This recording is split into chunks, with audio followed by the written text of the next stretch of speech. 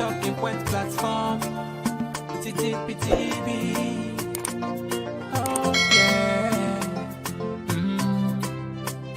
Unale we pledge with love and loyalty to we sweet mama Salone. Now we all come together as well for tomorrow. Now we go make Salone.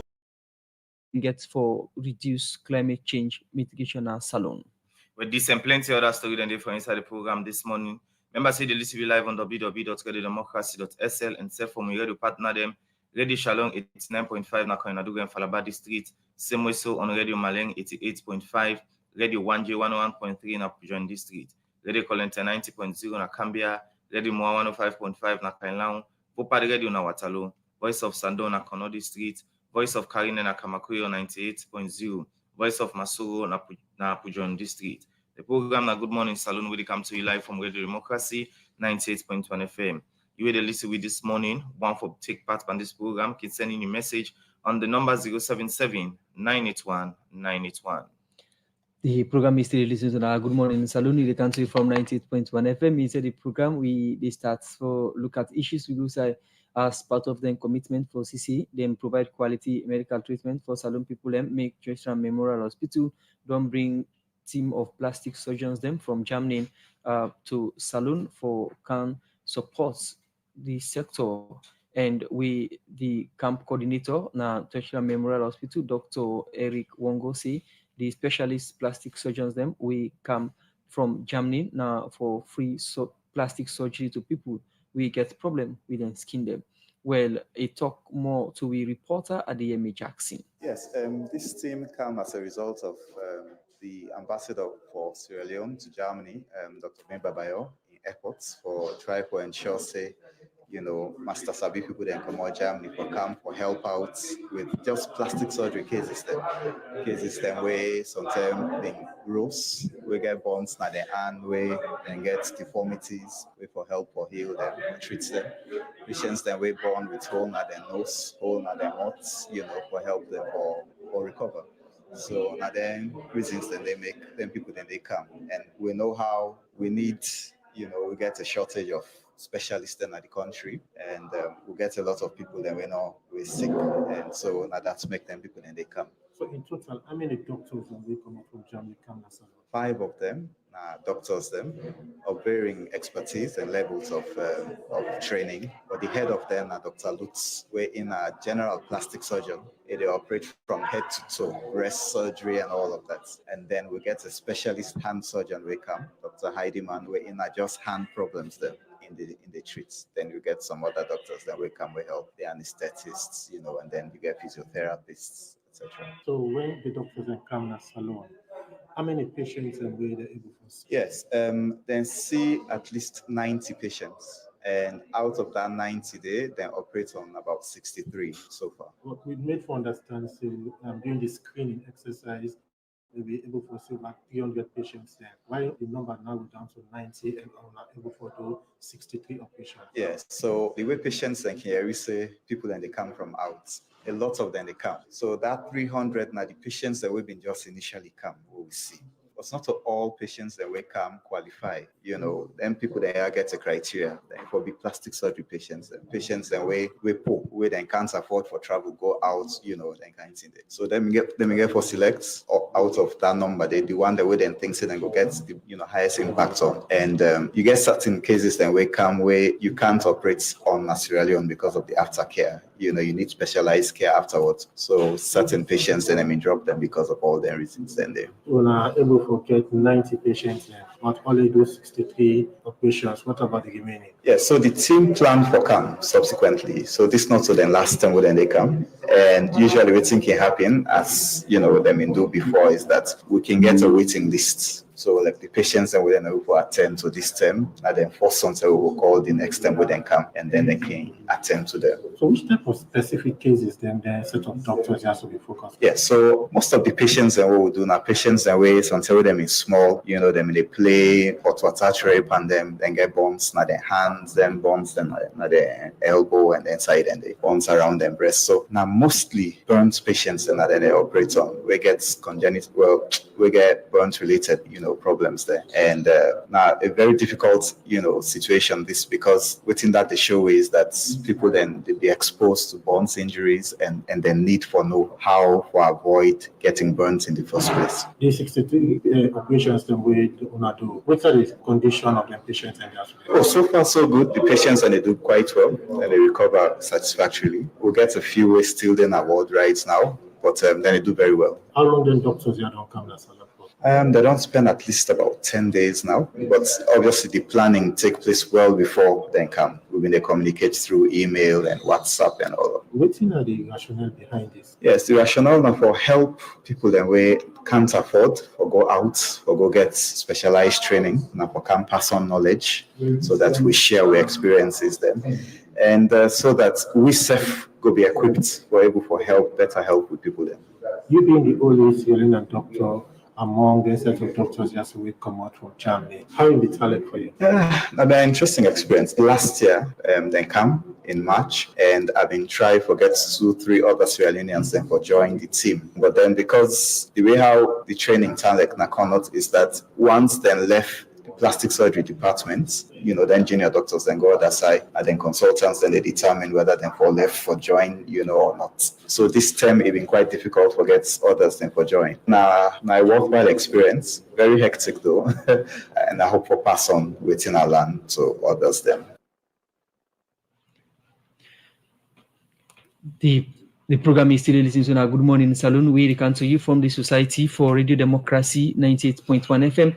We listen to the interview with Adeyemi Jackson, the camp coordinator at Georgetown Memorial Hospital, Dr. Eric Wongo. When they talk about the free surgery, we say they provide. Well, quick as we mentioned earlier inside the program today, Radio Democracy will talk to the executive chairperson for the Environment Protection Agency, Dr. Abubakar Masako. We can talk about the EPA strategic transformation plan from 2023 to 2030 for Sekadata. I want to welcome the program. Good morning and welcome to the program. Good morning, Salone. Thank you so much, Musa. Good morning, Fambu. Okay, continue for us. Stay with you. They come to you shortly. The program Good Morning Salone, they continue inside the program this morning. We'll continue for look at issues. We say some community people are wait up now at our life community, another area them na Mohiba na the Eastern Partner Freetown. Don't say because this community not get good road, hospital, and other basic thing them make some time them belle woman then can die during the time where they want for born. Well, I'm going to this community and put these reports together.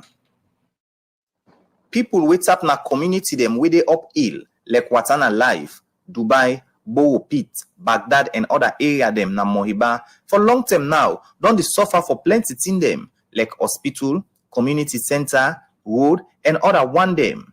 But how this don't they affect them community people here? This make I've been talk to some of them. No guy was to even the people that wouldn't they get better difficult in pass will they take and the hit day for Karango way line not day. It's so difficult. Sunday na road that they go on. Sunday before then they reach now it's all hopeless. If this be and wabble woman before then the pull I have for Karango up lost under then go down now they say that Karango na cut not we going not able to get lost his life. No get hospital, no get road. Hey papa we suffer. We na have belle woman belle arts na for born. We pass for go down. Pass them put them domot because no girl omog the house. So pass to put an domot. They man them total like diamond they can good. So the big government say, "Dear, that they are still free up Amaiba Dubai. Take pipeline. We they suffer because of them challenge here. We them people here just talk about make healthcare for the aged. Don't go na them community here for help them people here with medical facility." Mohamed Esba, now the Chief Executive Officer and Founder for Healthcare for the Aged, Usa say 70% of their old people here in this community get eye problem. Take like 5 communities, put them together, for can do tests for the eye and also sugar, diabetes, Then we get for do malaria test, and we get for do high blood pressure test, because we know say now people and the blindness among the older people and don't increase, and we come for can do tests so that we that we can able to identify, we can take them go to hospital so that we will do surgery for them or continue for the getting treatment. We don't get about 250 patients there now, and I can tell you say 70% of them they suffer from cataract, and we get about 10% get glaucoma, and 5% they suffer from pterygium. So we get for analyze them now and see how we can able try for a raise fund, then we can able go to the hospital, because the people then they're not able even for buy tablets for themselves. So now we can then community so that we're able to identify them. Then we ask people and we're able so that then we're able to help with, so we're able to raise fund, we go to the hospital and then do surgery before ever them blind. Ibrahim Conte, now workman na Central Global Vision Fund, a talk about the kind of sick them, where the old people you get. Well, one of the 2 point play for partner is them, because the community most times where they go, most of them people and they're not able afford eye care.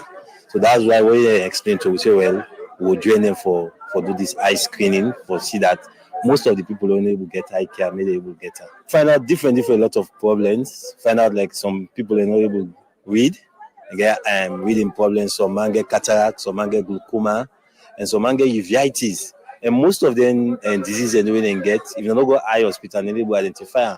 So like who can meet them, so that make we will identify them some of them problems. After different check from eye and other sick, now distant community people have been saying. I dey feel chest they take kind of me back to me with bone with the belly. There's Sunday they feel weakness. If you are take self other medicine, Sunday they vomit are all back at the puller. And so they act back. Now the medicine they don't check me and then give me. I'm glad for that. I dey feel fine. Yes, I be glad I tell you now, thank you 100%. Mami Esther, I dey up on my back. My body, all my foot there. What map so they make like fire, they bet inside. The bone there, all the heart. I do small thing, my body, all the heart pan. I happy, I know well. Me na Mohammed Capricorn, I dey new site pipeline. Me na the held on this community as chief. We miss what map I know well. But through them, God in blessing, it can inside there and this help win at the area and the help win at the community. In community people here end up call on other organization them for help them with the kind of support with healthcare for the aged. Don't they give them over the past year? For the Society for Radio Democracy, Mina Usman Kamara, the report.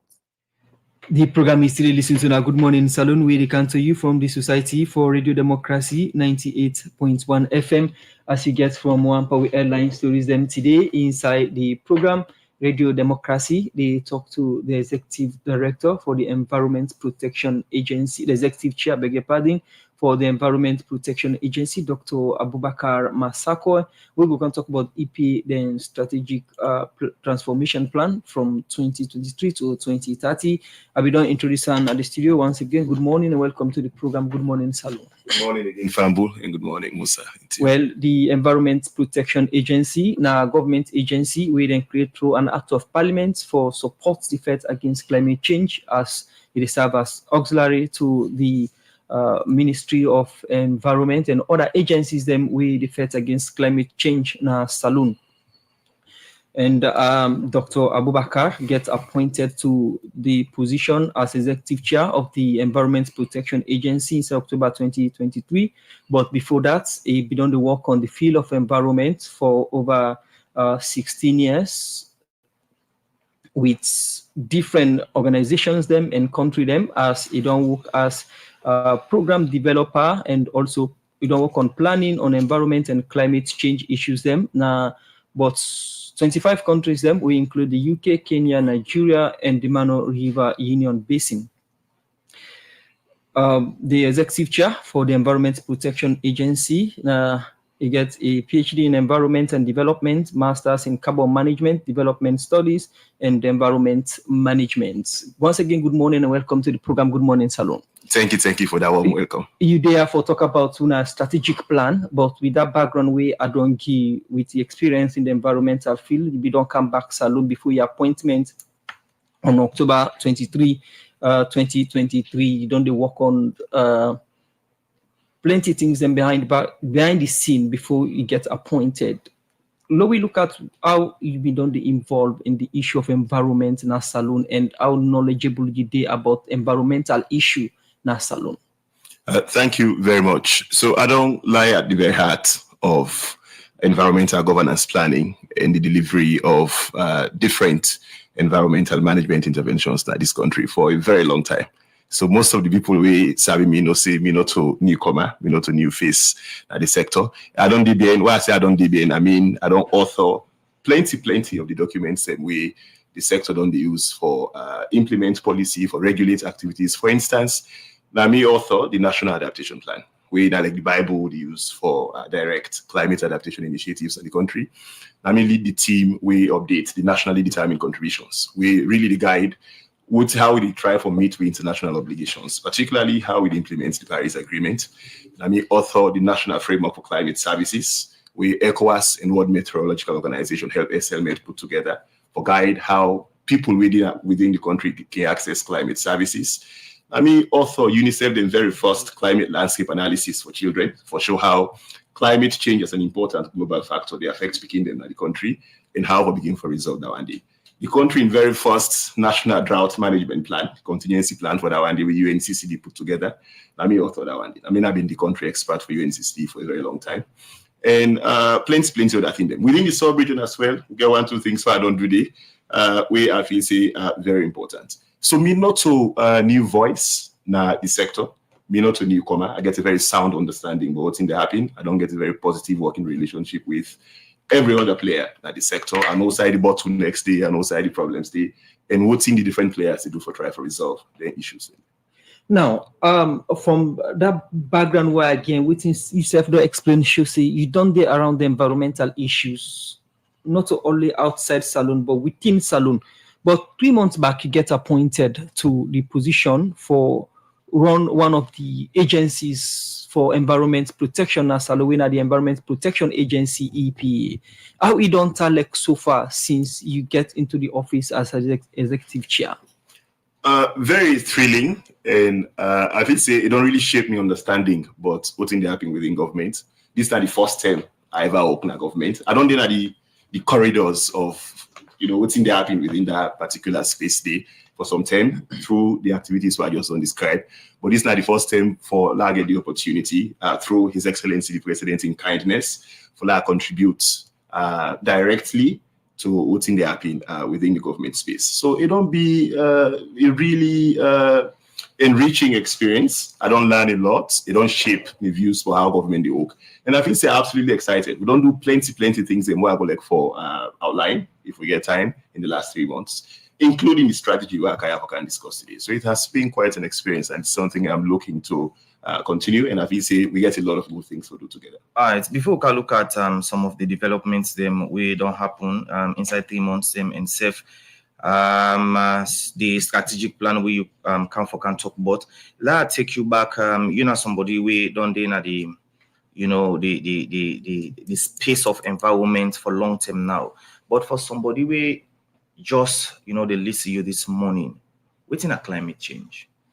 That's not quite a question because now something we can be understood in different ways, can be interpreted in different ways on the basis of how the impact and like what we can call the felt sense of the changing circumstances we always evaluate and try to address. So climate change can mean different things to different people, but really now how changes they happen in certain physical conditions, so biophysical conditions over a particular time space. So we get temporal scope for what we call climate change. Not only wearing can plenty today, they'll say climate change don't happen. So for then we really able to place clear tabs on what's in the change as regards to climate. You need a very long term for able to evaluate that one day. Some people can see 30 years. Now the literature don't argue say 30 years too long. You've perhaps for look at what's in some the impacts, how people in the film, how they respond. So it can be changes in some biophysical conditions. It can be temperature. Something plays on one pass mark in my own case, or something the way we've been the sea rain or rain been the calm, what we call precipitation. It only gets either unpredictable, we don't know when it come, we're not able to determine when rain they come, or rain they come plenty now, or they come plenty. So if you can plenty, of course, we know some changes to the happen. So something place go flood. If you don't can plenty, we'll get drought, some get dry spells and things like that. Even the hotness, who they complain about nets, all of them conditions, then the humidity, all of that can help you for understand climate change in your own context. If you go in other countries, depending on how they feel the situation, they will get their own different interpretation. But more broadly, across the global stage, that's how we understand climate change. All right, for Salone, with like some of the causes we get as a country presently. In the case of Sierra Leone, as I mentioned, so you get plenty drivers. It can be either proximate, direct driver, or underlying driver, with an indirect driver of climate change. It can be, for instance, just with lifestyles, mass consumerism. One for eat all kinds of things. So if you want because we want plenty fish, when you go cut down, we go deforest all the mangrove forests, and then with small raincar, the small defense with it, that small buffer system with it, we don't take them away, we communities the flood. So that capacity we can get for able to deal with or be resilient to changing conditions, to call them adaptive capacity. So then drivers there, it can be, for instance, how we conduct we activities, how we make a living, how we farm, how we want for eat plenty, and plenty other things. We really drive climate change. But what's important not to really how climate change they get caused. Now, the scope of the impact with some pandemic changing conditions they get on people, their livelihoods, on people, the possibilities for let them make a living, etc., etc. Because once you get flooding, once you get sea level rise, once you get drought and things like that. For instance, if you get drought, chop safe nobody plenty again because farmers not able for effectively irrigate their crops and all them problems in the good. And because for a country, for instance, we partly depend on hydrological resources. If you get drought, the energy safe, we always complain, see blackout or they get brownouts. If then kind of thing, then they happen as well, it gets impact on the energy sector. Plenty sickness go there as well. So you get plenty drivers and plenty outcomes we can result from then things in. Now, you make mention to some of the reasons then. When you look at Salone, it faced with plenty environmental issues. Sinking islands, you go to the Iliboya Islands, you go to Conakry, you go to Bones Island and other islands there in the region. You get mudslide or flooding where Salone can face with plenty rain races in the camp. For the EPA standpoint, what is the estimation of the challenges of climate change on the country, the impact? Well, I feel say a need for address an issue firstly. So EPA invoke not exclusively about climate change. Environment and management or governance transcend climate change. You get plenty of other issues like pollution, for instance. We look at all these, okay. But for now, the impacts where people they listen to the view go say these are the things where they affect them directly. For technical issues, maybe EPA will talk about that. But when you talk about climate change for the ordinary Sierra Leonean, then we'll talk about the issue out there in island in the sink, how erosion, how flooding they affect them. From EPA perspective, what are the situation or the impact from your assessment of the climate change on the people? There are things that they context specific, so the impacts and differential, then different, depending on whose side they happy. And what's in the conditions where people grapple with in their own different locations. If you go to coastal communities, how climate change impacts them places in the different from how it impacts communities in terrestrial regions or upland areas. So we assessment of risk, no for be expected, of course, for be the same. You bound for gets different understandings for how people in the same situations in the how it impacts them, and of course how they build their own capacities for able to effectively respond. In the case of coastal communities, so what thing we do basically beyond we primary duty for regulate activities really happening within the environment, we also get the primary responsibility for lead the science insofar as environmental governance concerned, where the ministry itself can rely on for able for develop policies, effectively implement policies, and track performance, environmental performance from time to time, but also how then kind of activities then the benefits communities from time to time. So we can help, for instance, with developing greenhouse gas emissions inventories. We can help with doing some forecasting, not weather forecasting, for forecast risks, really tell very clearly how the hazards and the pan out that don't get affected over time. What's it make they affected? It can be because of the kind we then try for making living, the activities within the conduct within the environment. Or something not just get access to climate warning or climate information. Because if you're aware about the risks and you get human capital, which can be the knowledge we require for fully understand, anticipate, and deal with the risk there, you can respond better. So we work now for ensure say we build then capabilities there, then knowledge capabilities there. We ensure say we produce the evidence, we produce the knowledge. We ensure say we activities or whatever they happen within the space responsive to the latest science. And now something we acceptable across the board, something we all can sit down and say, okay, now this they happen. Now the sector we all can contribute. We really allow we for what we can call institutional monocropping. We not get just one party they impose certain things, impose certain ideas. Now, before this time, 4 years or 5 years down the line, we been get the EPA as perhaps the leading agency in the fight against climate change, or one we get for dealing with the environment. But down the line, we get the Minister of Environment, we get the National Disaster Management Agency. For some, we then create the Minister of Environment, see, it could be a duplication of functions and the NDLA or National Disaster Management, NDMA. For you, what's in we said they draw the difference between the function of the institutions there, so we all get to do with the environment.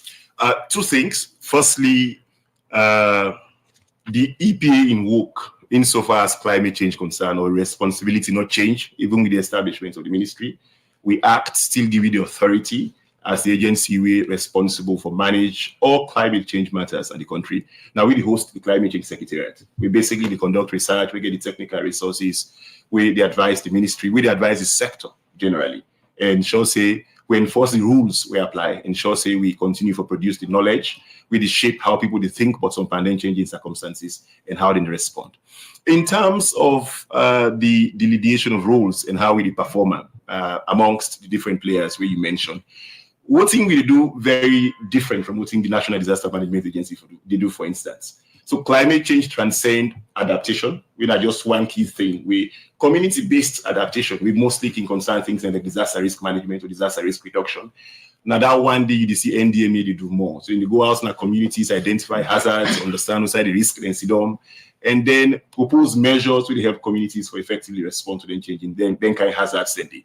We work together in identifying the hazards and constituting programs to help people effectively implement climate adaptation programs. But then you get way more what we do, particularly where it comes to climate change, where we primarily responsible for. For instance, climate risk measurement. The analysis were necessary for we shape our understandings for climate change. Now the agency they do that one primarily. Low emissions development in climate mitigation. Assessing the different sources, the greenhouse gas sources, emission sources, we're important for understand, we're important for identify, for set science-based targets so that we'll get more long-term responses to some pandemic things that are really happening, and then feed the actions into what things they happen at the global stage. Now we primary responsibility that no agency know they do that. And then things like climate innovation. So we get plenty of other things to do. Young people, MCSOs, people for come up with really exciting initiatives we then can implement at their own respective localities, which we can call locally led adaptation or climate mitigation integrated adaptation, where they allow people, for instance, to come up with really innovative things, technologies, where they give them the chance for able for help within government to respond to localized changing circumstances. We can help, for instance, for incubate their ideas, and they connect them to organizations who want for ensure, say, who want to put plenty resources for that and get them for solve their own problems. Because it's largely about ownership, it's largely about sustainability. So we stand in between the agencies there, we get the resources, and the one them we not get the resources, but then get really good ideas, get a fair sense of what's in the happy, and then be in the position for able to propose one or two ideas where we can help them. Perhaps to the minister for environment, we perhaps never don't answer this question. But you didn't at the studio to talk about functions them. Somebody when they listen go say, if we don't do all them functions, what's in the ministry go do? The ministry in work is centered on policy exclusively. So what thing then they do now for develop policy, and for develop that policy, you need players who provide the evidence, who generate the evidence. Policy, they develop policy or develop an act or a law or anything else we concern regulating behaviors if responsive to a crisis. And for help the ministry understand how that crisis they turn like, how it pan out, who that they affect, you need for generate evidence. And that duty of generating evidence that the EPA they play that role. So once you don't generate the evidence, we provide that evidence, we provide policy advice on the basis of what thing we don't learn from the findings. Say ministry, we feel say this is not the risk, this is not the emerging risk, this is not the important priority. do am so that we're able to get this kind of results. And our responsibility as well, once the ministry don't develop that policy day or that law day for implementer. So the ministry, in a large sense, really not to EPA nobody within the sector. You get 5 other agencies within that sector, so that the responsibility for coordinate, for ensuring we all work together, we get very common targets, all we seek to achieve, and also ensure the different things all we do in we own different corners coherent in some sense. Continue for the way to inside the program. In name now Dr. Abubakar Masakoy, in the executive chairman for EPRC, there for talk about the strategic plan and self issues them we don't happen na the empowerment. The program na Good Morning Salone where they come to you live from Radio Democracy 98.1 FM. We'll go for a break, we'll continue the program. When I go take your money and go all some network problem. What's in you go do now? Go na any Salone Commercial Bank branch, kiosk or sub-agent them all about na the country. Then get the money service business. You go able take money where they send for you na MoneyGram, Western Union, Small World, and Ria Money, where they over 150 country them. With the Ria and Small World, this na for we brother and sister there where they oversee. Then can able send money direct na Salone Commercial Bank accounts. Na Salonia, like they one day we want bill us, or they one day we want kawaka or for support their family them. Then can they oversee and put money inside them bank accounts. How for do all this if I dey over yonder? Easy, me brother. All you for do, now for download the Ria and Small World app them and put your personal information them. Now you that. Member say you forget valid ID card and the correct code where the person send for you for go take you money. I want send money for me uncle upline. No worry. Salone Commercial Bank column Salone Link, whether the local transfer and million Salone Commercial Bank money, where anybody can go now. Any Salone Commercial Bank branch, kiosk, and then sub Salone Commercial Bank agents there. Any sign at the country and tell the teller say you want send money upline. Then go do your transaction and give you code where you go send to your uncle. But your uncle forget valid ID card and the code where they give you. Send and to them so it go take you money. Salone Commercial Bank they look for agents them where they do money transfer for partner with them. Waiting at the sub agent. Sub agents now people that will get business. We want for do money transfer service for Salone Commercial Bank. This service will give you good commission. So go na Salone Commercial Bank and go register or call them na this number here 077-714-792. Then go talk to you fine one. Salone Commercial Bank delivering value. When I go take your money and go.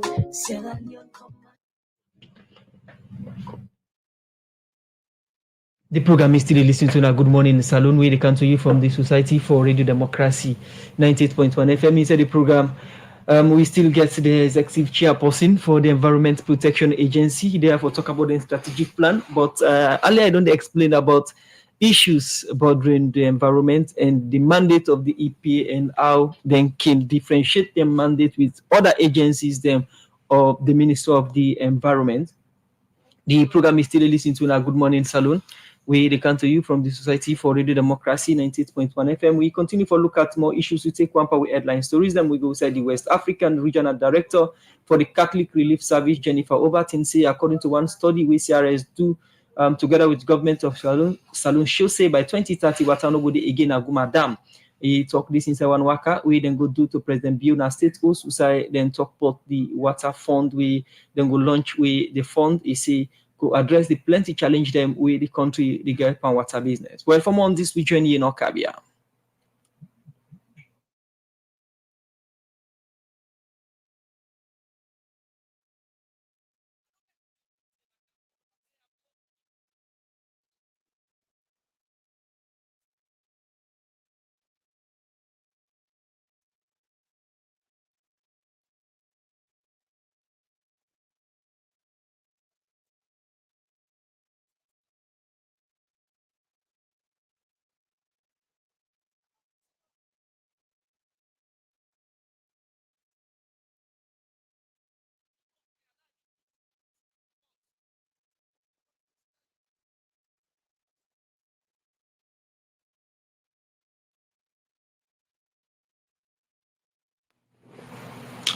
The program is still listening to a Good Morning Salone, where they come to you from the Society for Radio Democracy 98.1 FM.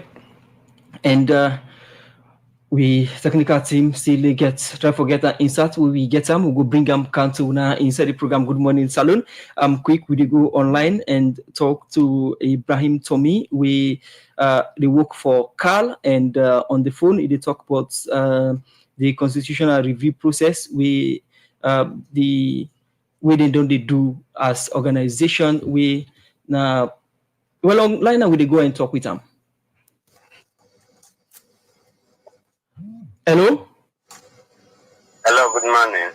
Yes. From the introduction way, Agi, as Carl, Center for Accountability and the Rule of Law, don't they work with other body them for constitutional review, where the process they continue. For listeners, them way don't they listen to this? Give me a flashback to this process. So, good morning, listeners, and thank you very much for having me. So, as you all know, we began the process for review with 1991 Constitution nearly 18 years ago. It's a long, long time, and I'm sure every Salone man will be expected by now we've done this process and give with country and the people of Salone a constitution we really, they meet the needs of the people of Sierra Leone. A lot don't change since 1991, and then in 2006 we begin that process. As I say, we don't get two reports: the Democrac report, the Justice Kawan report. We don't get two white paper. The first under former President Komon, and there's another under President Bio. But the fact is that we don't have a new constitution yet. We still get 1991 constitution. And unfortunately, there has been some kind of silence on the part of the government in terms of where things stand. We haven't heard from them recently, and we had hoped that this would be perhaps the first a priority of the Bio administration since 2018. It's been more than 5 years since it took over. We haven't had a new constitution. I appreciate that a few things have been done, including the white paper with the release. I know that recently they met at the retreat, had a discussion, but that discussion hasn't been made public. Now, today, and which is why I am talking to the people of Sierra Leone, today we are convening a conference, a national conference, where we have invited the Office of the Attorney General with a lead on this process, but basically can provide updates on where things stand. Because citizens are asking, we're curious, we want to know what's happening. We just can't be, left in the lodge as it were, like we don't know what's going to go on. So we want to know what's going to happen, and we want to see how citizens, how society groups, how the media, religious leaders, women's groups, how we can all contribute to make sure that we bring this to a close way could be acceptable to all. We appreciate again that our government is lead on this, but really the constitution is about the people, it's about citizens, it's about our demands, it's about our aspirations. We have taken a look at the government in white paper. We at the Center for Accountability and Rule of Law, we don't review them, we don't agree with what we agree with, we don't disagree with significant aspects of the white paper. We will present that reflection to the conference again this morning in the hope that citizens will see where we stand, but also we give them an opportunity for telling what they go left for see, whether they're going for see all of what Justice can recommend, or whether they're going for see some of the things that the government rejects in the new constitution. So that's the kind of discussion we'll forget. After that discussion, we will now put out a communique reflecting the views of the participants, and they hope that the government, the Office of the Attorney General, the lead on this process, will take on board in the review process. Because keep in mind, it's about the people, and as much as possible, say, oh, we have done this, just can't be done consult, don't put out a report. But we also note that two things that happen. One, there are some things in the white paper who will not be discussed during the Kawan discussions. And secondly, that whole process has been overtaken by events. A number of events that happened lately. We really need to say we have to think or rethink what is going to go into the new constitution. So we just want a discussion and hopefully get the government to understand that we are interested in this process and we want to contribute to the process. So Ibrahim told me, I meant to understand that they get a meeting today. What in going to be the discussion in this meeting and what's in next after the meeting? So, Musa, as I said, it's going to be a conference. We have invited people from the regions, all the regions of the country. They'll be here. We've invited government officials. We've invited someone from the Office of the Attorney General to come and provide us an update of where things stand. Then we said, don't do some work on the white paper. We just present that to the public. Then the public will reflect on everything, and then we will get discussions about where things stand and make recommendations. Now, everything we discuss, the recommendations, as I said to you during this conversation moments ago, we will issue a white paper, a communique where they reflect the highlights of the conversation of the day, including recommendations that come from the plenary. And then we will make them public, we will share with the government, and we will continue to engage in the process. So that's the plan. Thank you very much, Ibrahim Tommy, from Center for Accountability and the Rule of Law, where they work with the Constitutional Review Committee. They talk about the conference we then get on this Constitutional Review. The program now, Good Morning Salone, it comes to you from the Society for Radio Democracy, 98.1 FM. Before we come to the Executive Chair for the Environment Protection Agency, we will take a short break inside the program, Good Morning Salone.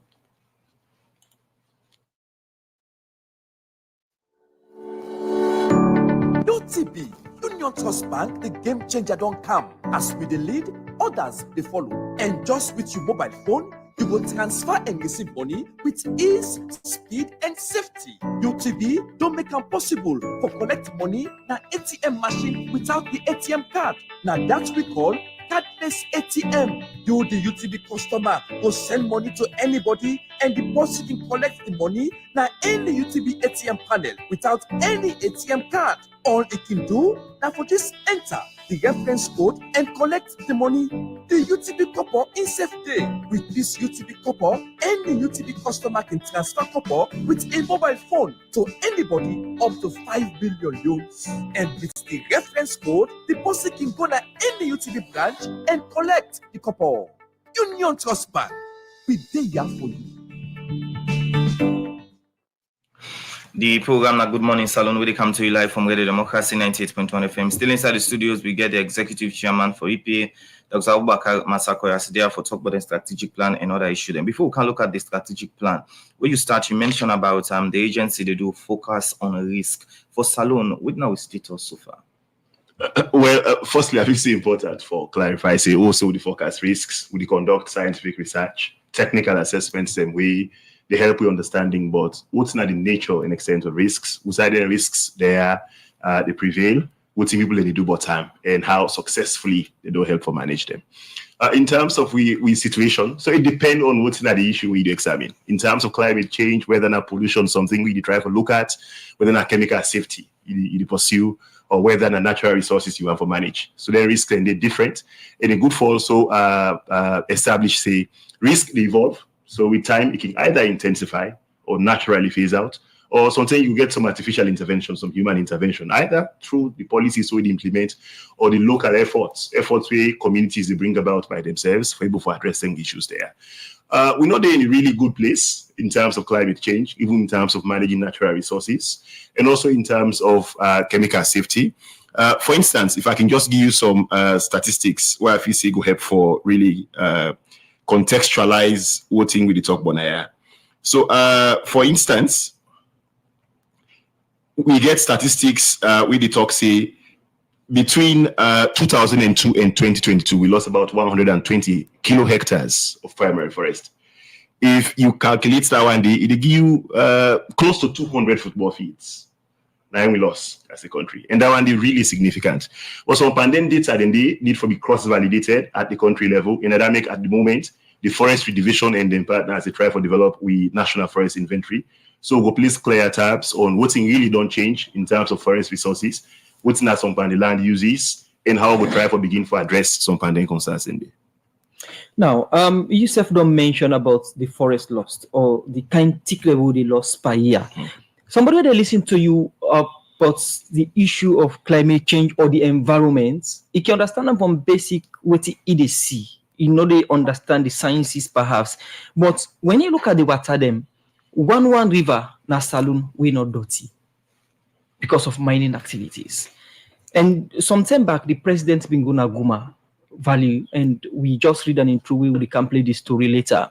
We need to talk about the water and the danger of the dam. We water no get for the president go there and make a stand and talk about what he see and pass order, let people and stop for brush the environment.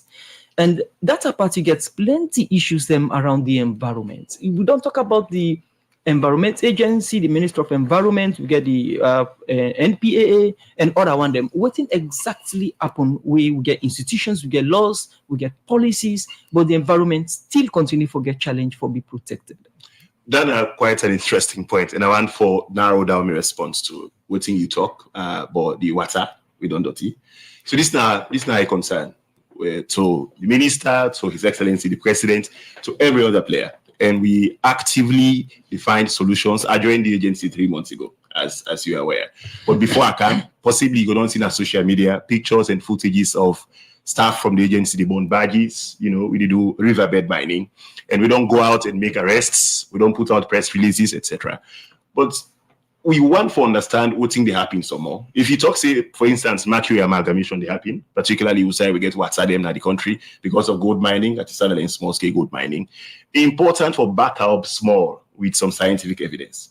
We want for begin for communicate with purpose. Not for just kind of reduce it down and talk very, loosely about what's in the happen. So in we act with 2022 Act, we required for set up what they call National Environmental Enforcement Coordination Committee. We give bring together all of the key players. We're responsible for ensure say the laws then we apply to some pandemic things there. We implement them, we enforce them, we get people in for comply with them to the letter.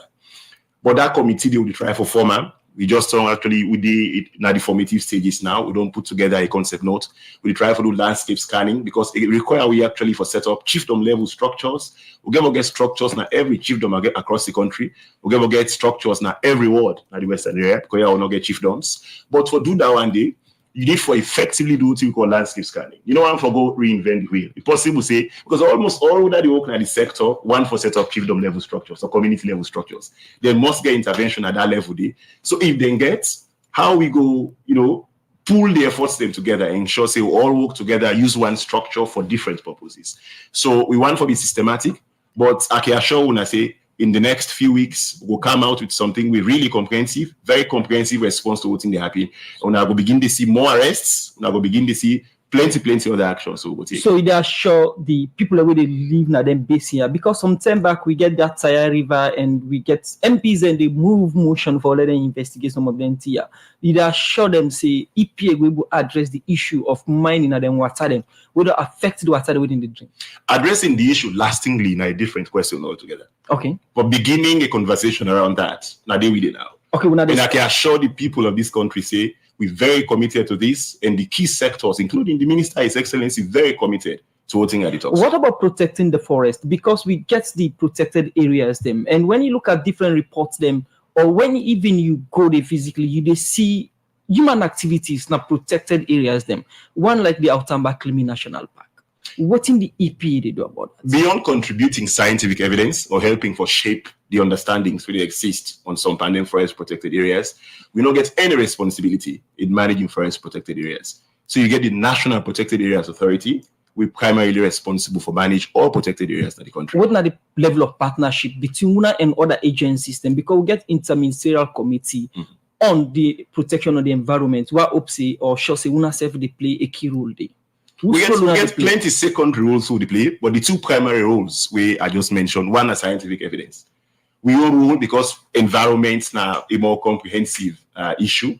We can help, for instance, for shape the knowledge the National Protected Areas Authority gets for some pandemic areas and through technical assessments. And in terms of governance as well, we're part of all the structures they help for managing spaces. The mangroves are very important plants. The breed fish them and it gets very good carbon give out. But when you look at the mangroves family or population at Salone, especially in Aberdeen Creek, now one we then done the spoil and build host them. And Salone, they part of the Ramsar Site Convention of 1971. The EPA been done the stats or be done start for protect then places there so, but now in the sea they build massive hotels then at the Badin Creek. What do they do for protect the mangroves population at Salone? So again, if Ramsar site, we mostly can be marine protected area. Now the primary responsibility of the National Protected Areas Authority for protector. That not the absolve we of the responsibility for contribute science or for contribute to the conversations with the happy in the sector, as I say earlier. But just for perhaps contextualize further, we don't the contributing we only to way for ensure say people can clearly understand what are the risks, and we try for collectively clear the bottlenecks we stand in the way. For instance, we currently implement a project with IOM for understand, for instance, how some pandemic transitions here, we beautifully describe, they cause human mobility, they cause climate-induced migration or migration of all sorts, and how that one they undermine how people can make a living, how they can deploy their livelihood strategies, and so on and so forth. And we also work together with Save the Children. We expect to get a new initiative very soon. We pray say come about. That will be the very first GCF funded initiative in the country. That one will provide a really comprehensive response to some pandemic transitions here in the coastal areas. Now, some time back, as I mentioned, now when I plant the EP, but the neighbor protect them. What will happen with the protective arm of the EP? When I get the staff capacity, when I get what it takes for protect the environment actually? Absolutely. So as I mentioned, in terms of resources, human or financial, when I get everything it takes, of course, not wholly. You don't get an agency, we go get everything for effectively respond. One thing we want to do, of course, now for make sure say we pursue the measures we go improve with capabilities in terms of even the resources, the internal resources, so we get for effectively respond. But as I tell you, one thing we want to do now for provide a comprehensive response. You talk this about river contamination. You talk about forest exploitation. You don't talk about deforestation. You can really be in sprawl what you see at the western area. You don't talk about plenty of other environmental concerns. So Freetown, yes, important, a hotspot. We'll get multiple hotspots across the country. And for able to effectively deal with the wire, you need to understand what's in the issue. Plenty understandings don't come about, but it's good for reflect on them some more and see why the measures we government or the agencies we don't apply, not don't work as effectively as them we don't want to. So now we want to take them upon ourselves by setting up the National Environmental Enforcement Coordination Committee. We study this further. It will take a long time. This is a really urgent matter that I need for sit down one day. But one for ensure say once we begin to respond to them, we already go ahead with the arrests. We already go ahead with the scientific assessments we required. We already don't pull press releases. For instance, we get JM mining. We been on to do some work in Cambry Hills. We pull press release very recently. We don't stop their activities. So we get the authority for going to any place without a warrant, arrest anybody, order inspection of the facilities, or close the operations. We don't do that one day. We don't arrest illicit miners or Kitchener-Koinadu district. So we don't get examples of actions where the agency don't take. But one for ensure say then efforts are very consistent. No need for the one off. You don't go begin and you stop her. So we get for clearly identify what's the measures we need for take on the basis of the findings where we don't put together, on the basis of the intelligence we gather, and then of course on the basis of the resources the sector gets for able for effectively respond. Continue for the way to inside the program, Dr. Masako. We will come back. We can look strictly into the strategic plan we want to develop well. We take one of our headlines to them inside the West Africa Regional Director for Catholic Relief Service, Jennifer Overthinsey, according to one study with CRS together with Salone government do show say by 2030, water no good day again na Guma Dam. Well, Kabia gets more in Gona reports. From 1963, where the Catholic Relief Service done the work na Salone, outside they don't support governments na area them, we get to do with health, education, agriculture, the environment, and plenty other one them. But the environment, now one area outside the country, don't they get plenty challenge. Outside people don't they cut sick, bill na place they win enough for bill, and do plenty other bad thing them. Where this don't cause serious climate change. Now for sake of them work here, make they don't partner with Salone government or get the water fund project. Where this now for CC, then get a couple for protect area them. Outside the country they get water, national park, and plenty other side them. For CC all entire work, make the Catholic Relief Service, the Nature Conservancy, Don't go back to President Julius Smadabiona state host for make them talk on partnership around water conservation and protection of the environment and safe talk about the water fund where they get for launch January 25 this year. Thank you, Your Excellency. Thank you for your time this morning, and it's really an honor to meet you again. I was here in 2020 to meet you with our President, Sean Callahan. So on behalf of CRS, we really want to express our gratitude for your leadership. I know you recently had a declaration on climate change, so I wanted to congratulate you on that and everything you're doing to protect the environment and the water source inside the national park. We appreciate all the efforts also of your government to lead and support the water fund of the Western Area Peninsula. We've had fantastic collaboration with Honorable Minister and also the Minister of Water. She's been a great leader and champion. You've been listening to the West Africa Regional Director for the Catholic Relief Service, Jennifer Overton, who said in the talk about the importance of this worker when they go to President's Bio. In carry on for talk about the work where CRS done they do na Salone for about 60 years now. During the last 5 years, we've done tree planting out in the national park, and we put up protective barriers. We've done training with the communities and education as well. And we're committed to helping Sierra Leone raise the resources it needs for the water fund and to provide continued technical assistance. So the first request is around the Greenbelt report that was issued at the end of 2022, and I believe was recently presented to you at the end of last year. We wanted to appreciate the efforts of the Sierra Leone government for producing this report, and we're asking that with your help and encouragement that the report recommendations become implemented. Madam Jennifer said, Salone government for give us support to the water fund project because in say, according to one study where CRS together with Salone government do, show say by 2030, water no go there again, na the Goma Dam. CRS believes that the water fund is an important investment for this country, and we know that by 2030, according to the study that we did in collaboration with your government, there will be no more water in the dam. 2030 is just around the corner. The water fund will save lives, and it will avoid a natural disaster. It will provide water, it will reduce flooding, and it will create jobs for youth. And water is life. We know that based on our study, for every dollar invested in the water fund, it will create $2.7 of benefits. Where in the talk, the regional managing director for the Nature Conservancy, Ademola Ajabi, say the water fund where they go launch na Salone will be the first na West Africa. And we're very pleased with the collaboration we have with the government of Sierra Leone on the project we're going to be launching on Thursday, which is really remarkable. I'm from Nigeria, but I'm proud to say that this is the first water fund in West Africa, and it's a big initiative for us.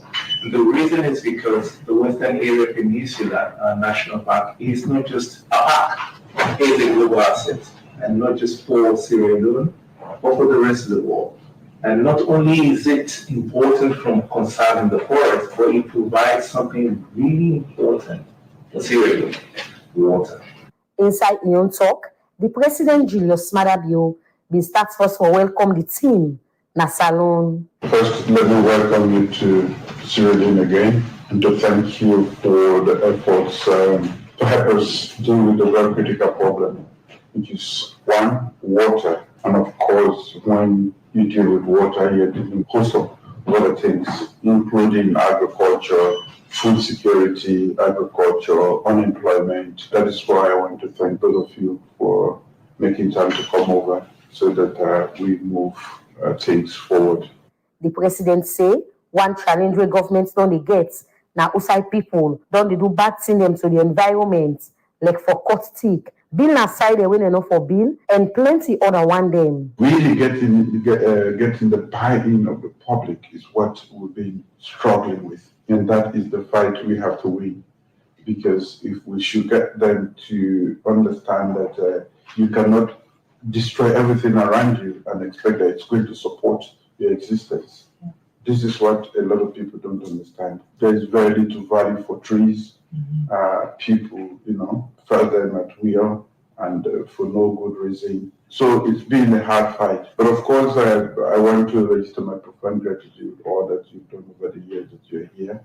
I would just want to encourage you to give the necessary support especially technical, and to add your voice to ours so that the population understands the seriousness of what we are dealing with. It is not about government wanting to exercise power. It is about an existential issue that must be addressed. In Kenyon say, government go commit itself for CC, then give support to this fund and self implement the recommendation them when they inside the Greenbelt report. I initiated this group for them to come together and discuss how we can really protect, and that was how this Greenbelt report. There has been no mandate. It has been difficult to get back to it, but we definitely we're committed to it. We've had a lot of other challenges politically, but the Greenbelt report, definitely the recommendations we are going to get to. And our commitment, financial commitment, I will talk to the Minister of Finance, and the coordination issues that you have raised, definitely, because it is a multi-sectorial issue. President Julius Marabio end up calling Salone people for tap for do bad thing the way he say, don't be among the environment for radio democracy, Kabia the report. The program now Good Morning Salone, where they come to you live from Radio Democracy 98.1 FM. Still inside the studios, we get Dr. Abubakar Masakoy, Executive Chairman for EPA. Now, let's look at the strategic plan. Waiting so far, the inside this particular plan. Well, before I come to that, I would like to talk about what's in the urge behind the plan. So the people can understand why in the first place we decide for developing new strategy. So the agency been only develop strategies over time, but from 2021 to the time when we take over, they not been get clear strategic plan or clear strategy for inform what's in them to do. Then we get the drafts. We after what we take with them for study, really in review, not move beyond, for instance, the traditional regulatory approaches. It's still been the advanced on the traditional things, so no, it not being innovative in that sense. And then it not being clearly realized the importance of building with internal capacities, investing in human resources, and even in infrastructure. And then the one thing we not clearly address, now brand loyalty, EPA in a brand. We offer services to the public, we regulate businesses, and we don't realize over time, in the last how many years, the support where the public been giving, the confidence they been getting the agency don't win significantly. We need to do something about that. We need to reposition we safe within government and increase we appeal, broaden we appeal to the different players who we work with, so that we will regain that loyalty they will been get previously. So we begin to think about what are the best ways for able to deal with some pandemic things there. Some of them you need long-term measures for deal with them. Some of them are just near-term actions you need to take. For instance, we are a scientific agency. EPA across the world, what thing they know them for, that their scientific capability. So we feel we need to begin to pursue state-of-the-art scientific capabilities. So we begin to put out research, shape knowledge where they come out as far as the environmental issues are concerned. And if we say we also need to get a plan where the shape we're thinking around how to invest in infrastructure and human resources, and even how we can strengthen international cooperation. Because as far as we know, much of what we depend on now for able to deliver programs, for able to regulate the activities where the different businesses where we work with they do, we really rely exclusively or largely on the EIA licenses or the levies or the fines where they come from compliance actions, the efforts they already take. We feel it's important for we diversify with partner base, begin for submit funding proposals, go after really large grants and get with partners and for support, plenty more of initiatives. And then communicate with purpose. Not that for just can't sit on a radio and go on a TV and talk loosely about the environment, support them with some evidence, we'll go generate from time. Something we credible, something we can be validated within and outside the country by the different players who we work with. And then important for we also create a connection between what's in the happening at the civil society space and what's in the happening at government. That disconnect is very glaring. So if we say we need to establish coalitions, we go foster that kind of working relationship. And then, of course, for advance a really forward-looking regulatory regime. Something we not just seek for use the stick, hound the companies for pay fines, pay levies, but also they use the carrot. If you feel the bottle next day, if you want somebody for comply, you need to be fully aware of the requirements. And then you need to tell them what's in the processes for let you comply. So you need to continuously engage that company they for know. They likely say not they comply because they not get the capacity. You're able to develop that EHS plan. The EHS staff not get the right capacities. Now we responsibility for make sure say we fill them gaps in there. So what thing we don't do in the last 3 months, we don't do plenty other things beyond the strategy. But as far as the strategy concerned, we follow a process we allow we for develop a really transformative plan. Transformative in the sense, firstly, very innovative in terms of the approaches we use. And for the very first time in the history of the agency, we don't develop a plan all by ourselves, exclusively by the staff of the agency. The agency normally can spend 25,000, 30,000 per thing like this. We don't spend a dime on the strategy development process. And that don't really allow we for put together something we staff them very proud of. We reflect their own concerns and we pass them through with different stakeholders so that they self go understand what we try for doing, they self go contribute. So we conduct very detailed situational analysis. We really allow we for characterize then different risk there, then different responses there on the basis of context, components, consequences, and we give you a really good understanding about what's in the state of play. And then find this, then we take out what we call staff sense making. We staff then come up from different disciplines and backgrounds. So we expect them to get different interests. We all, of course, we get a common purpose, but when we discuss or debate certain issues, all man will get on different views, different perspectives. So we spend with them, they jointly review their findings then for one, really try to understand what are the key risks. With the resources we get now, we're not able to address everything. But secondly, also, for able to identify who that's them are the key players who need for consult on some pandemic things and they would identify the measures. So we go ahead and do broad-based stakeholder consultations on the different things. So we get a list of questions we'll take to stakeholders and talk to them at all levels, not just people who sit in the government offices, ACD below them, people in the communities. And now that make, if you watch this strategy, we don't call them stakeholders, we call them boundary partners. So now people who feel the need for either get a change in their attitudes, a change in their knowledge capabilities, a change in their relationships because of the delivery, the effective delivery of the strategy. It can be farmers, it can be charcoal burners, it can be loggers. So we ensure, say, we go beyond the government space and engage all of them people in there. And then we can get a 2-day intervention summit. So all them proposals in there we come about, we create a long list of them. And then finally, we take them to validation on the 19th of December. So the strategy itself, that the process that and the whole call outcome mapping. And also we'll talk some more about what's really inside the strategy later in the program. All right. When you start off, you mentioned about people, somehow get issue with the confidence of EPA.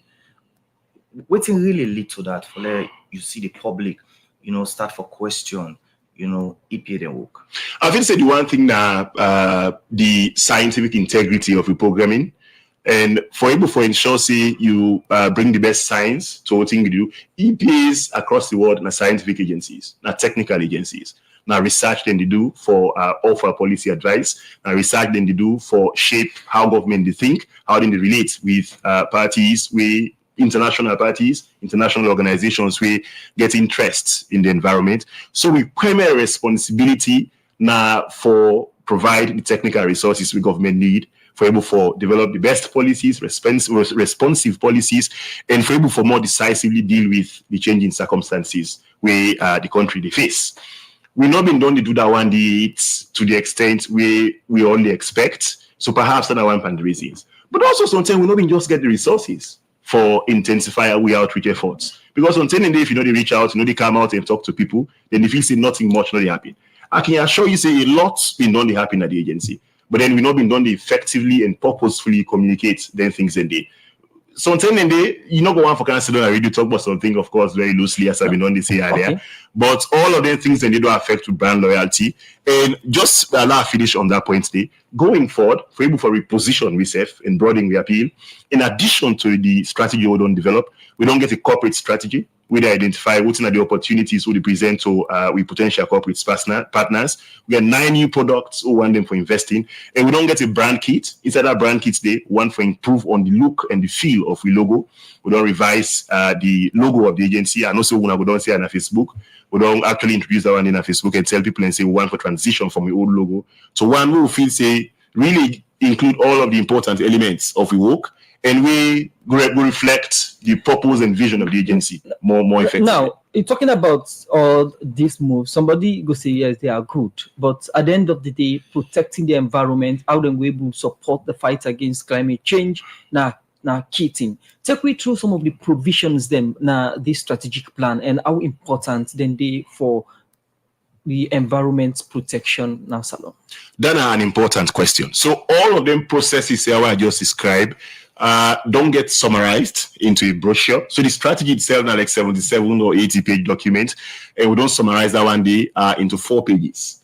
And inside that 4 pages day, we don't basically describe how we want the public to understand how we want to approach this implementation process.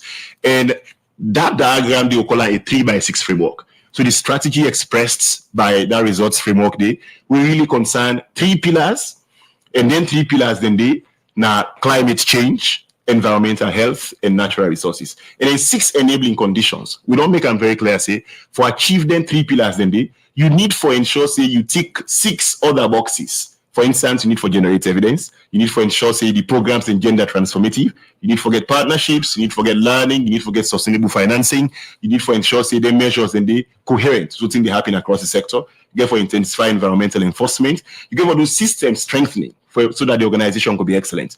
But then we don't identify specific impact areas for the climate change. We want to do things there on climate change risk assessment, climate change resilience and adaptation. So you get for begin to see like youth climate innovation fairs. We get for organize climate research seminars. We get for get citywide and countrywide greenhouse gas emissions inventories, and plenty other actions we concern climate change for at least help we for further understand risks and more effectively and where possible sustainably address the concerns there. Now I'll take you back to your earlier statement. We talk about key partners. You make mention in a passing about charcoal burners. This is not one issue we concern about or burden on the environment.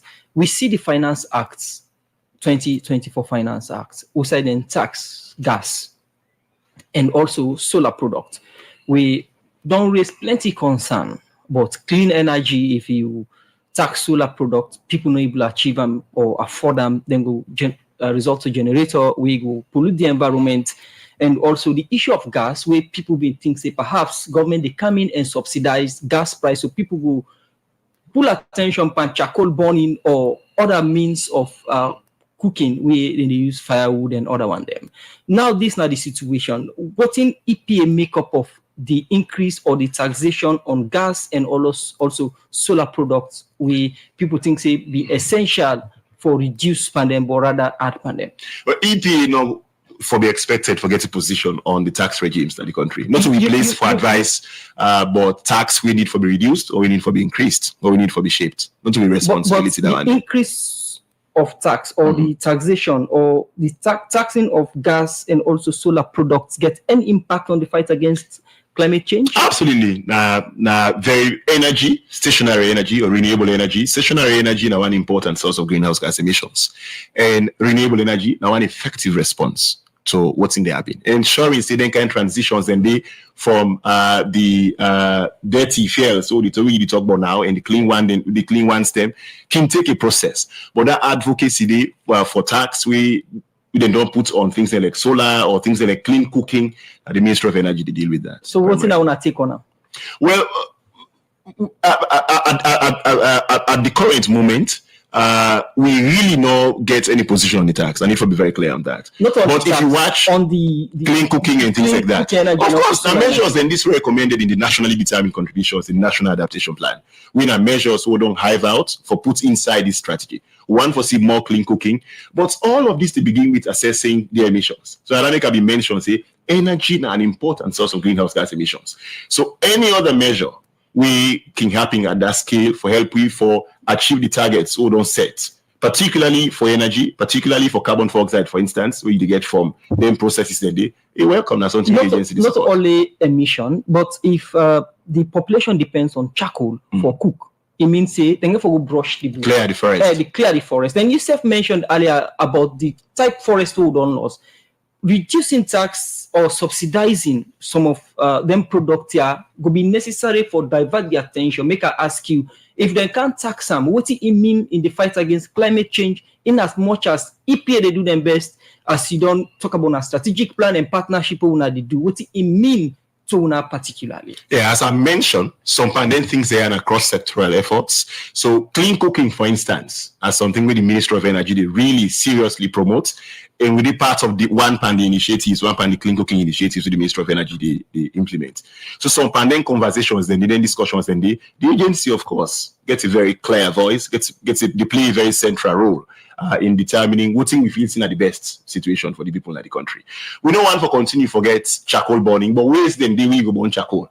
We not go result in clearing large swaths of forest resources. We don't experiment some pandemic things in a McDonald's, for instance. We say we either can decide to get institutional ovens and teach people how to selectively harvest and plant specific trees we get higher carbon content, or we at least allow you for, put out a product we going to be more appealing to customers. And then you get plenty of other alternatives. In determining some pandemic things, then they give a conduct scientific research. But I think I need to be clear and I have to let you know, say, we absolutely welcome the alternatives with other sectors to propose. And we safe in we own different plans, we own different strategies. We don't recommend, say, things like clean cooking. Welcome development. Just energy transitions are something we feature centrally. Now this strategy we don't write. And one for see more of them things, then they will help you for reduce emissions, who will help you for at least achieve the long-term targets. So don't it. Continue for stay with me inside the program in Dr. Abubakar Masako in the executive chair for the Environment Protection Agency. They inside the studio, they talk about the role where EPA they play for protect the environment, and especially inside the transformation plan from 2023 to 2030. Continue for stay with you inside the program. Good morning, Salone. The program Good Morning Salone, they continue for look at more issues. We take Pampa with airline stories, and we go according to the Commissioner and the Anti-Corruption Commission, Francis Benkaifala. The court only give ruling on 2 cases them out of the 36 cases them where the Commission can go na court inside 2023. He talk this inside the every Tuesday Minister of Information press briefing with King All. Well, for more on this, we join Jafferman Davis. Accountability and transparency. Now, one of the initiative them, what President Bureau in government, they want to give strength to the country after we take power inside 2018. From that ended to now about 6 years. And as well for make sure say the public able to know the development them, whether they carry on at this sector, make the Ministry of Information and Civic Education inside the every week Tuesday weekly press briefing, host the Anti-Corruption Commission and the Financial Intelligence Unit na Salone for update the public, but then woke. Francis Benkaifala, now the commissioner for the Anti-Corruption Commission, he talked about the country in performance, pan-corruption business, and how it don't help for give the country good name to the world. Since President Bio became president in 2018, Salone don't pass the NCC scorecard for 6 years in a row, year in, year out, every year about 70%. So, now they don't make Salone pass the control of corruption indicator for 6 years in a row, and we don't qualify for the FCC. But beyond FCC, we don't validate. We say they are excellent people, 70% throughout. We get Transparency International. Salone be there 131. We be there the red zone. 6 years onward, Salone don't jump 20 places upwards in that ranking, from 131 to 110. The commissioner continues to say, inside 2023, the commission gets about 36 cases in a court, and then 36 cases there are. Now, about 12, they wait for judgment. We make it talk about the reason. We make the commission decide for the recover a couple of them from people who don't catch corruption in the country. The judiciary is not the ACC. And therefore, when we don't send cases to court, sometimes generally we know say they take a great while. And because sometimes they take a while before the judiciary, sometimes they be problem. And if they come up and we continue for sending cases and continue for sending cases, the downstream end user will mostly get power to become problematic. Because what is the point of sending 600 cases to court and you get only 2 judgments? In 2023, we only get 2 judgments from the judiciary. 2. During question time at the press conference, one question we been come out from the media and one we been get for deal with the stage where the case for the clerk of parliament in West Day now. And at this, Francis Benkaifala been get for say. So let me make it clear here that Mr. Parandrali and his wife are under investigation, that they have paid back the money that they are calculated, they were all came with 131 million. At that time, we have calculated that she worked for about 10 months. We found out that she has worked for 19 months. So we have calculated 19 months to be 151 million euros and asked them to pay. Yesterday, I told bilaterally my wife to bring the balance to about 21 million euros. Once we have the 21 million euros, we are now going to consider what happened in that circumstance. This BNTM, one issue where they put plenty people and losses because they want for do investment. Now the one where they around the super advertised company. As according to information, this company not get license for do money transaction business in the country. We make the director of the financial intelligence unit na Salone, David Bobo, talk about waiting the unit, find out about this institution and the investigation. When we realize it, they use some agents them, 2 agents and they in front. And as we speak, 30 of them against them, the company who don't instruct them to mobile money services and they for freeze. And the total amount as we speak now about 3.4 million in the new news or 3.4 billion in the old news. And the ownership of super advertising, one Chinese data, as we speak, police they work very hard for make sure they trace the one that we need to end that business so that we will be clear as to who side we money they did, and then we will come back to the public for telling what thing happened. As the Salone Integrated Rural Urban Mobility Project for start Friday, 2nd February this year, the Deputy Minister of Information and Civic Education, Yusuf Keketoma Sandi, been get this update for the public on the couple where government and World Bank put forget the bus them and the $52 million project. So the total cost of the buses, per unit of the bus, total cost, the imports and the other duties that we pay go up to $7,497,000. So when we say about $7.5 million the bus cost. So these are the figures then where the bus cost. The Deputy Minister and say before them bus they are get for begin do full operation at Freetown. Government they do 3 days test of them bus they are on a street and people not go pay nothing for use them from January 30 to February 1st this year. For the Society for Radio Democracy, Jaffaman Davis, the report. The program now Good Morning Salone will come to you live from Radio Democracy 98.1 FM. Still inside the studios, we get Dr. Abubakar Masakoy, Executive Chairman for EP. Now you don't talk about the strategic plan. When una get for launch and how una plan for popularize and let the public know or una partner them know say these are some of the things them wanna don't develop. So on the 31st of January, I think now Wednesday next week, we formally launch the EPA transformation strategy. And we don't invite plenty of good people, all the players in the sector, international development agencies, CSOs, MDAs for can celebrate this milestone. And for us to make commitments, because we need resources, we need practical commitments for we're able to achieve what thing we don't put forward in the strategy. So on the 31st, in terms of popularization, so we already begin to take steps for ensure say what thing we don't put together comprehensible. So we don't bring down that strategy in at 77 pages to 4 pages. We don't develop a brochure. That one will come out very soon. We don't also do a short video. We will help you for explain what have some and the key contents of that strategy. And inside that video, you will see some with key supporters in terms of people we don't review that strategy, don't provide insightful comments, like the Chief Minister, for instance, or we Minister of Environment. We really don't help for support or things we do and don't provide really helpful comments. We don't bring to how we did today. And we're going to get plenty media engagement. Yesterday, one of my colleagues in the Rise Radio. Today, the Director of Program Development and Performance. And by the way, before I joined the agency, we not been getting Directorate of Program Development and Performance. Now, we don't get something like that one day. We don't reconfigure how the Directorate has been structured because we feel say important for people forget people for work. They need to feel like you get the right arrangement and then get the right workplace conditions. So Dami colleague did the Liberty TV online this morning. He did it from 8 o'clock for able to explain what in the strategy they're about. We're going to get plenty TV programs. Then 9 products and they have been talked about within the corporate strategy. We're going to get quiz programs. We're going to get debates programs. We're going to get plenty other things them we feel to go help you for popularize. We're going to get film screening events. And plenty other things on online. So now watch out for all of them things. Yes, indeed.